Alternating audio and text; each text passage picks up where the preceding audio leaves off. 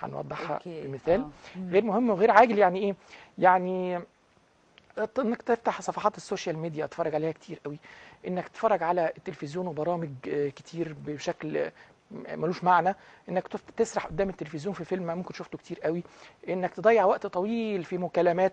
امثله اهي، حد يتصل بيك يرغي معاك ممكن دقيقتين ثلاثه تخلص، لكن انت ممكن ترغي معاه فترات طويله.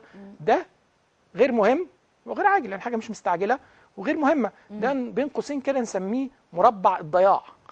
يعني الانسان اللي ضيع وقت كتير في الحاجات دي فعلا بيضيع وقت مبالغ فيه، وبيضيع وقته وبيضيع عمره وبيضيع فرصته في تحقيق اهدافه. يبقى هنا نقول، نحط كده كروس كده، نقول الفرجه على التلفزيون بشكل مبالغ فيه، الفرجه على ماتشات الكوره بتتفرج عليه خلاص خلص المستمتع، مش لازم بقى تقعد بقى بالساعات تتفرج على استوديو التحليل عشان نشوف الاجوان جت ازاي، وبعد كده تخش على مواقع السوشيال تشوف الجون تاني وتالت. انت كده هتزعل رجاله كتير قوي من لا كده.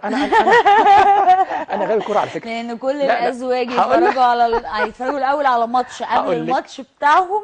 أيوة. ولما يجي الماتش بتاعهم يتفرجوا عليه وبعدين يتفرجوا على الاستوديو التحليلي. فانت كده هقول لك حاجه، المعنى عايز اقوله ايه، انت تتفرج واستمتع، لكن المبالغه قوي انك تقعد بقى بعديها تمسك الموبايل تكلم صاحبك فترات وتعاند معاه لو انت مثلا ده اهلاوي ولا زملكاوي، وحاجات بتشغل مساحه وقت كبيره. طب خلينا نمسكها نقطه نقطه.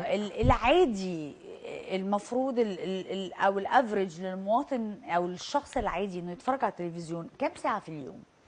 لا هو اللي بيتقال ان يعني سيبك من اللي بيحصل دلوقتي، المفروض الصح قد ايه؟ ما بين ساعه ونص. ساعه ونص. احنا طبعا احنا بنتفرج والسوشيال ميديا كده برضه اقصى حاجه نص ساعه. والسوشيال ميديا ساعه ونص، نص ساعه لساعه. ما هو اليوم كله كام ساعه؟ يعني انت لو قسمتيها اليوم هو فعلا اليوم كله فعلا كام ساعه؟ شوفي نسميها مربع الضياع. كلمه فعلا تستحق يعني. بس